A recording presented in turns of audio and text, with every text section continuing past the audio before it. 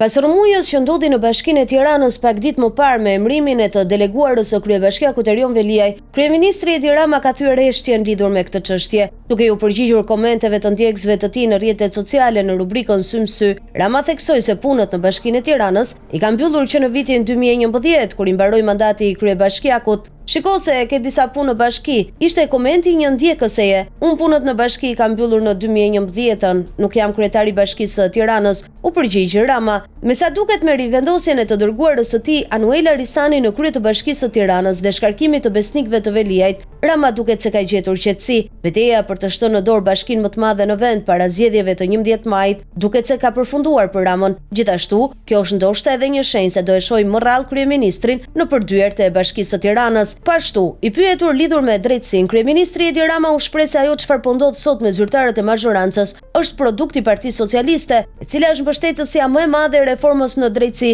dhe pavarësisht se institucioneve të reja të drejtësisë. Altin Dumani nuk e solla as unë as PS-ja. Altin Dumani ishte këtu mes nesh. Ishte një prokuror i ndershëm dhe i guximshëm, tha Rama, duke vijuar me ndryshimin e kursit 180 gradë nga ai pak javëve më parë, kur qante me lot krokodili sa për show ndaj arrestimit të Veliajt. Rama u shpreh se opozita e gjitha ishte kundër vettingut, duke përdorur edhe kërcënimet me bojkot të zgjedhjeve apo zbritjes me çadra në shesh, vetëm që të mos votojë reforma. Ata janë penguesit dhe armiqtë e reformës në drejtësi. Janë ata që morën peng për një periudhë kohe dhe erdhën me çadër në bulevard për të mos votuar vettingun dhe kërcënuan me bojkot të zgjedhjeve të gjithë bashk. Ishte Luli në krye, por Luli ishte kukulla e Bufit të Kënetës, ndërsa Bufi e thot shumë qartë sot se me votën e 11 maj do të shkrisë pak. Ky është kërcënimi real që është sot, por mund të jetë edhe më vonë nëse nuk hym në BE. Në momentin që hym dhe bëhemi pjesë e BE-s, është pa diskutime vetmja rrugë jon, kur rrëzimi i një historie të gjatë luftrash poshtrimesh, rrëzimesh që kemi në dorë në 11 maj që ta realizojmë, tha ai.